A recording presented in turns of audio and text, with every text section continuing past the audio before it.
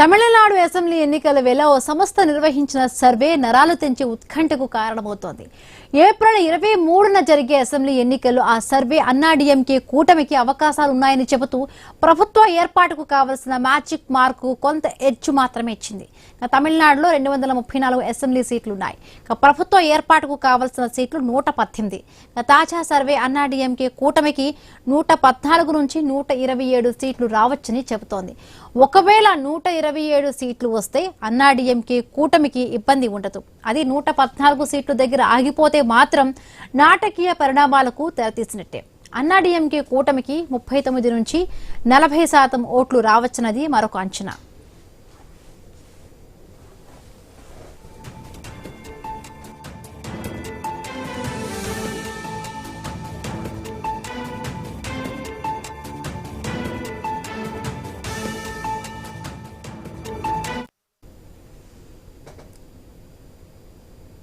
ప్రస్తుతం అధికారంలో ఉన్న డీఎంకే కూటమికి 104 నుండి 114 సీట్లే వస్తాయని అంచనా వేసింది సదరు సర్వే.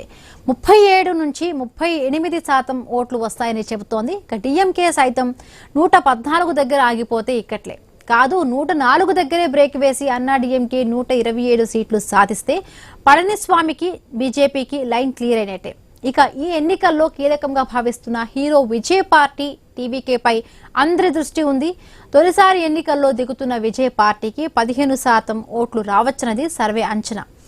బలమైన రెండు కూటముల మధ్య గట్టిగా ఫైట్ ఇస్తున్న ఓట్ల శాతం ఆ స్థాయిలో సంపాదించలేరన్నది మరొక మాట. 15% ఓట్లు సాధించి 6 నుండి 12 ఎమ్మెల్యే సీట్లను విజయ్ పార్టీ గెలుచుకోవచ్చని అంచనా వేస్తూ ఉన్నారు. ఇక్కడే అనేక ట్విస్టులు కనిపిస్తూ ఉన్నాయి. డీఎంకే అన్నాడీఎంకే కూటమిలో ఏ ఒక్కటి మ్యాజిక్ మార్కు అందుకోకుండా దగ్గరగా వచ్చి ఆగిపోతే అప్పుడు hero Vijay party king maker కావడం ఖాయం. విజయ్ మద్దతునిచ్చిన పార్టీనే తమిళనాడులో అధికారం చేపడుతుంది. ఆ విధంగా key role పోషించనున్నారు Thalapathy.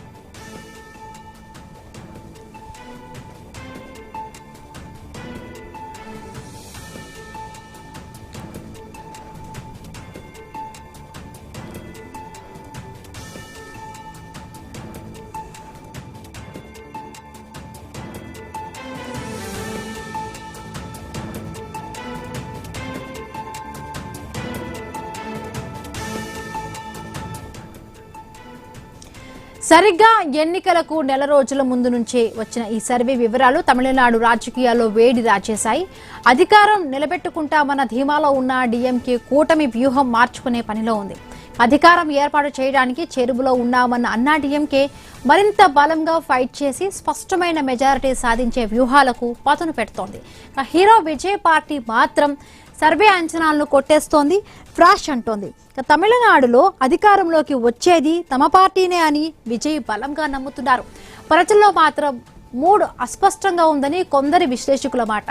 DMK AIADMK విధానాలతో విసుగు పుట్టిన ప్రజలు విజయ్ వైపు చూస్తారన్నది అనుకుంటున్నారు. అదే నిజమైతే ఏ మేరకు వారంతా విజయ్ వైపు నిలుస్తారు? విజయ్ పార్టీ సొంతంగా అధికారం చేపట్టేంత స్థాయిలో ఆ పద్ధతి ఉంటుందా లేదా అన్నది క్లారిటీ లేదు.